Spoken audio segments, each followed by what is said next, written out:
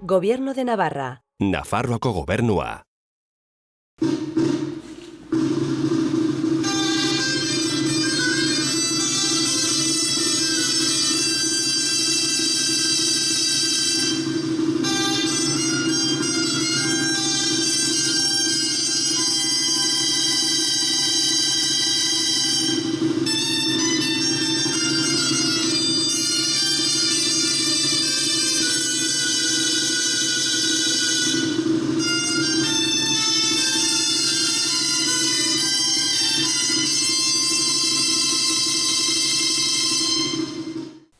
Eta gaurkoan Mendillorrira hurbildu gara, bertan Itziar Barbarinekin elkartu gara, bertako konpartsako lehendakari dena, arratsaldeon. Kaixo. Konta iguzu, noiz sortu zen bertako konpartsa? Bueno, Mendillorriko konpartsa 2008 urtean sortu zen, eta batez ere, estrenatu ziren lehenengo bi figurak Olentzero egunean. Nor bultzatu zuen bere sorrera? Pues elkartu ziren laguntalde bat, eta ikusi zuten auzoan holako elkarte baten beharra zegoela, eta horren gainean sortu zuten konpartsa. Eta zer helburu betetzeko izan zen? Pues batez ere, holako elkarte batek sortzen duen giroa eta aurrentzako holako ekintzak beharra hori betetzearen helburuarekin egin zen. Zer dakigu konpartsa honen hastapenetaz? Pues konpartsa honen hastapena nik laburtuko nuke auzolan bezala, auzolan batean, ze azkenean egin zen herriarentzat, auzoarentzat eta auzorako.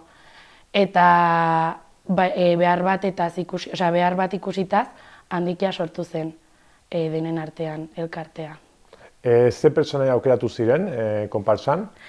Pues hasi ziren Mikelatxe eta Tarrabirekin, lehenengo bi figurak estrenatu ziren, eta gero evoluzionatu joan zen. 2008an Mikelatxe eta Tarrabi estrenatu ziren, gero 2010ean etorri ziren erraldoi txikiak, Basa Jaun eta Errekamari.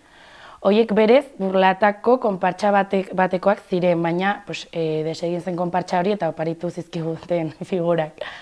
Gero, 2012an etorri ziren Kilikiak, Elorri eta Mendi. 2014an neskak etorri ziren, Amalurra eta Nafarroa. Gero, 2018an berriztatu genuen berriro erraldoiak.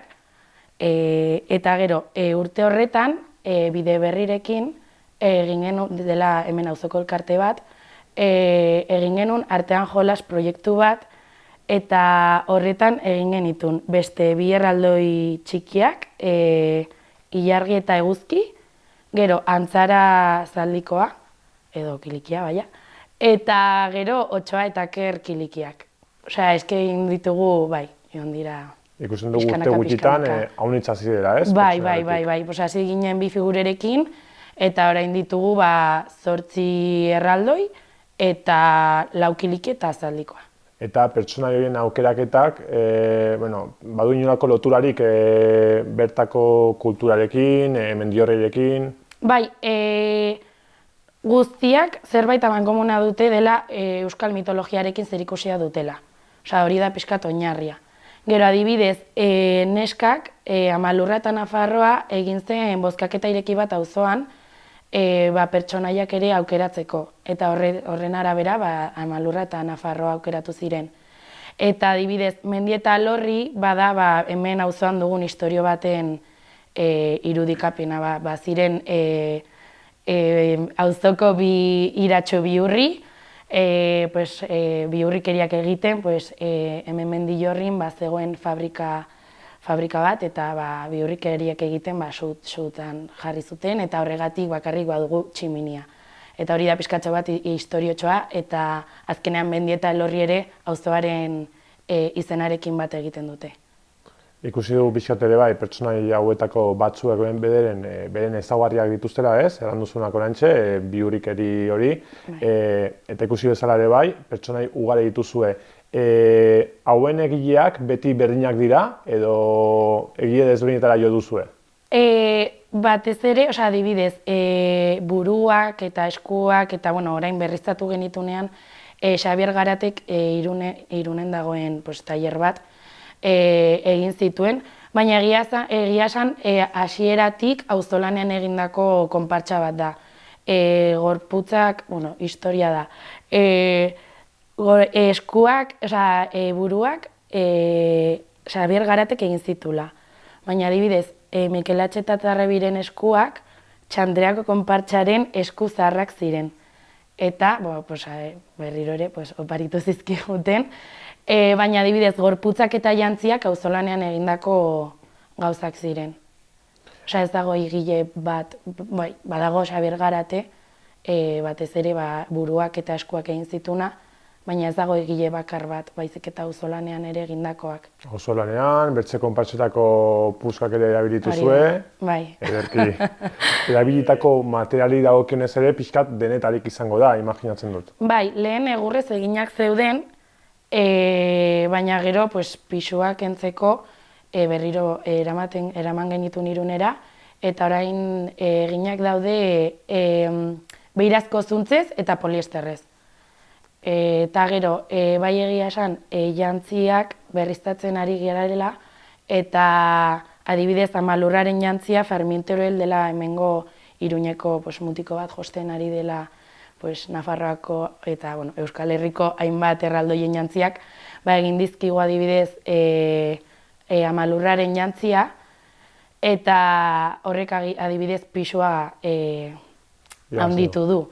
Baina bestela hori, beirazko zuntzez eta poliesterrez egina daude. Eta ezaugarri fisikoetan jarraituz, altuera eta pisuari dagokionez, erraldoiek zenbatekoa izaten dute? Gutxi gora bera. Altuera handiena duena da Amalurra, bere txanoarengatik, eta badu 3,60 metro. Eta gehien pisatzen duena orain Amalurra da, lehen kontrakoa, guztiz kontrakoa, baina jantziarengatik pisua handitu du eta 45 kilo. Ez dira oso pisutxoa konparatuz beste konpartsekin. Orain pertsonaietara berriro itzuliz, kontatu diguzu horietako batzuen ezaugarriak, baina erraten halko zeniguke pixkat zeintzu diren badituzuen pertsonai guztiak? Bai, alde batetik badugu Atarrabi eta Mikel Atx, berez Mari eta Sugarren semeak dira, eta Mikel Atx gaiztoa edo gaizkiaren irudikapena izaten da, eta Atarrabi ongiaren irudikapena. Gero badugu Amalurra, Amalurra gure lurraren sortzaile bezala irudikatzen da. Gero badugu Nafarroa, hori egin nahi genion erreferentzia bat gure lurraldeari eta euskarari ere. Badugu Errekamari eta Basajaun, Basajaun basoaren eta naturaren babesle bezala izango litzatekena. Errekamari izango litzateke errekako lami bat. Gero badugu Eguzkia eta Ilargiare horretan gau eta egunaren arteko kontraste hori irudikatu nahi genuena. Mendi eta Elorri, gure iratxo bihurriak. Eta gero ere badugu Margaret, oso ikonikoa den pertsonai bat da, auzoko pertsonai bat, gure lakuan badugu antzara oso famatu bat, eta hori erreferentzia egiteko sortu genuen zaldikoa. Bertako lakura joaten zarenean, bai, ikusten duzue Margaret. Bai. Gainera ur pistola eta guzti, ez? Bai, bihurria da ere. Orain, dantzei dagokionez, zenbat dantza dituzu eta ze dantzatzen duzu ere bai? Normalean, balsak, betiko balsak dantzatzen ditugu. Zenbat egia esan saiatzen gara berriztatzen eta berriak asmatzen. Baina, badugu gauza bitxi bat, gure baltsei izena jartzeko, jartzen diegu auzoko pertsona referente baten izena. Adibidez, badago hemen familia oso aktibo, auzoan oso aktiboa den familia bat, eta izan zuen seme bat, Eki deitzen zena, eta badugu balts bat Eki deitzen dena. Baina normalean hori baltsak eta kale jirak. Egia esan, iaz, pandemian, egin genuela hemen auzoko dantza taldearekin ikuskizun bat, Agoitzen egin genuna, eta hori izan da normaltasunetik kanpo egin dugun gauza bakarra. Baina normalean hori kale jirak eta baltsak.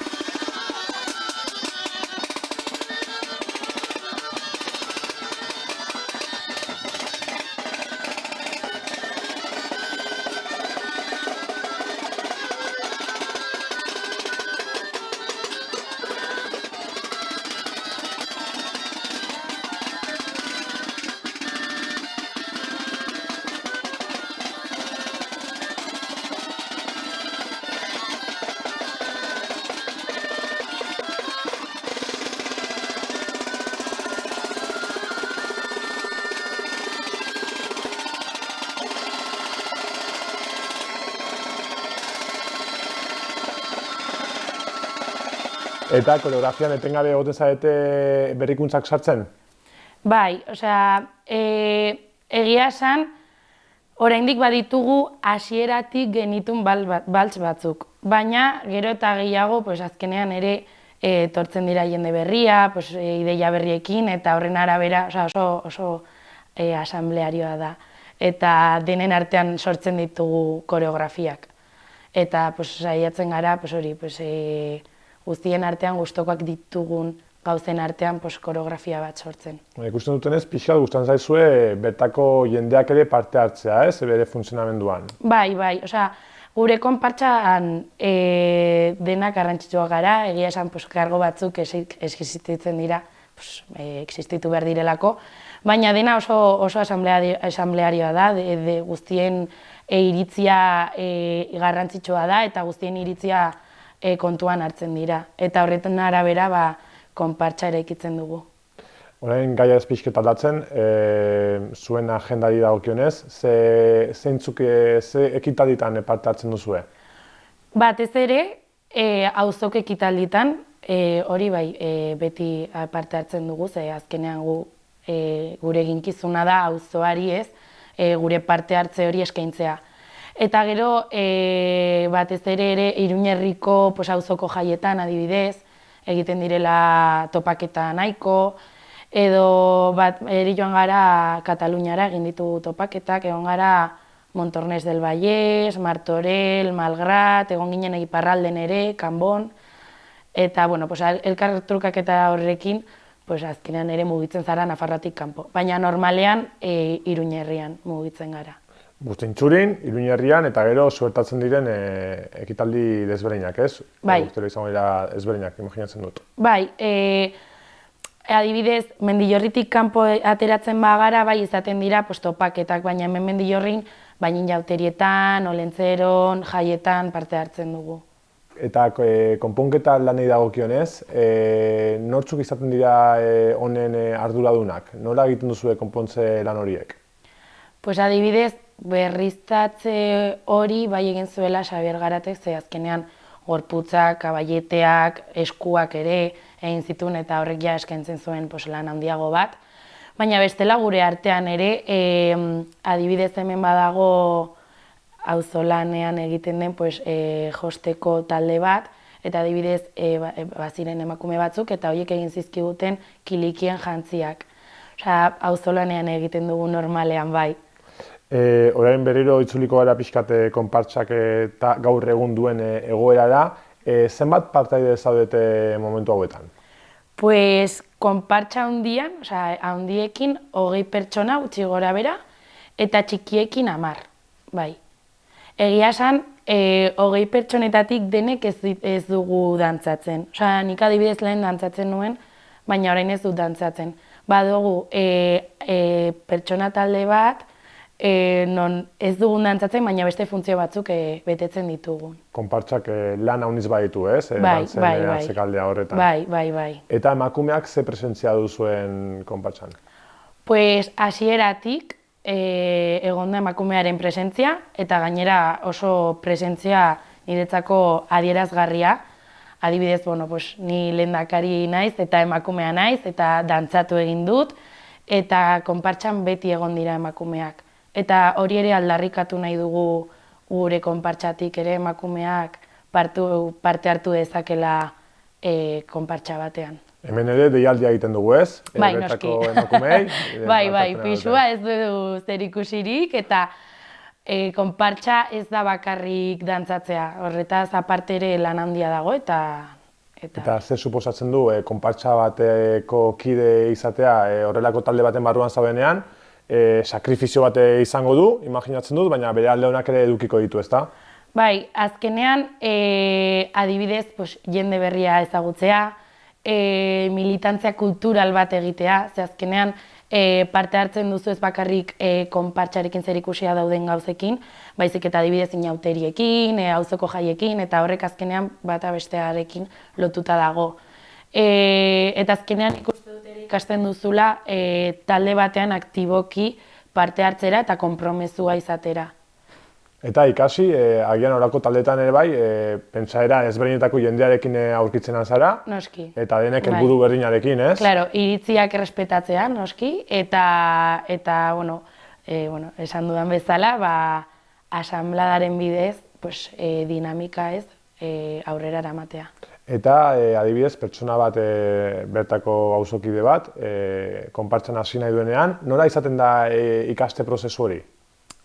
Ez du prozesu, normalean galdetzen dutea posiblea den sartzean, noski, hartzen diogu telefono zenbakia eta zuzenean sartzen da konpartxan, ez dugu prozesu bat aurrera eramaten, bai, saiatzen gara azaltzen nola funtzionatzen dugun, asanbladaren bitartez, ere konpromezu minimo bat behar dela, ze bestela kontatzen duzu jendearekin eta gero, baina normalean, edonorri irekiak daude, ateak irekiak daude. Eta euskarak zuen konpartxan duen presentzia, zer nolakoa da? Badaude euskaldunak eta euskaldunak ez direnak, baina egia esan, bai saiatzen gara euskararekin bat egiten, ze gero eta jende gazte gehiago dago eta azkenean gazteak euskaldunak dira guztiak eta bai saiatzen gara euskararekin bat egiten, baina egia esan bi errealitate horiek ditugu.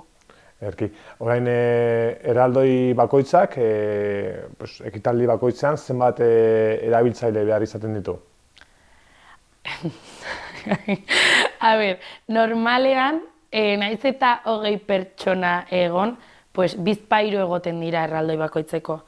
Hoberena izango litzateke gehiago egotea, baina errealitatea da bizpahiru egoten garela erraldoi bakoitzeko.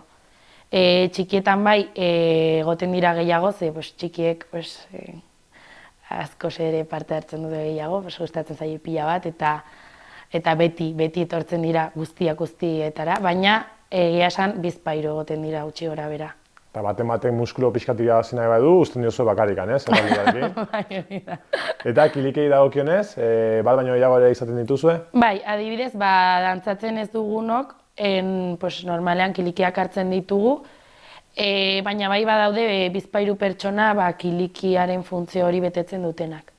Eta ere txikiek ere, normalean, soberan daudenez, erraldoi txikiekin, kilikiekin ere kilikietan sartzen dira. Eta finantziazioa nola egiten duzue? Orain arte, auzoko ekitalditan parte hartzen genunez, ez genitun diru sarrerarik.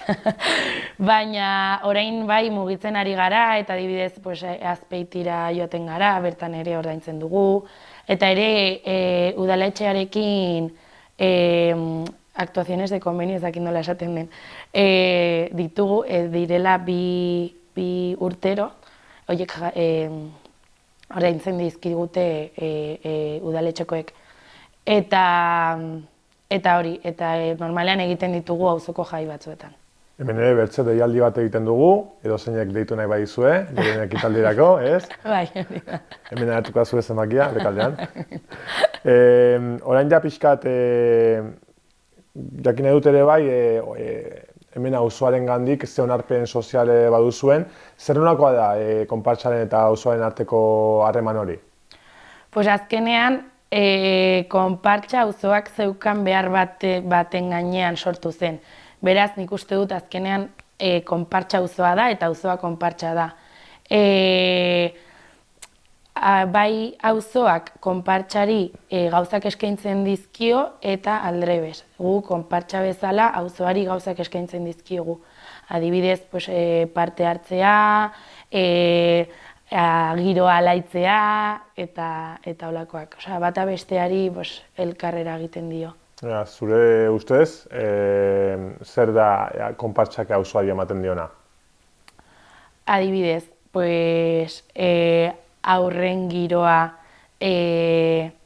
alaitzea, nik uste dut ere funtzionatzeko dinamika hau ere azaleratzea, ez? Asambladaren bitartez hori. Ere, aniztasuna, ze gure konpartsa oso anitza da, eta anistasunaren kontzeptu hori ere kaleratzea, eta konpromezuaren ideia hori ere, irudikatzea. Eta pertsonaietan, zeintzuk izango lirateke zure ustez maitatuenak? Bai erraldoi eta bai kliketan? Egia esan ez dago maitatuen dagoen pertsonai bat. Bai egia esan adibidez Margaret, gure antzara, bai oso bitxia dela, ze azkenean irudikatu dugu pertsonai erreal bat, auzoko pertsonai erreal bat, kliki edo zaldiko baten bitartez. Baina ez nuke esango dagoela, guztiek dira maitatuak, guztiak.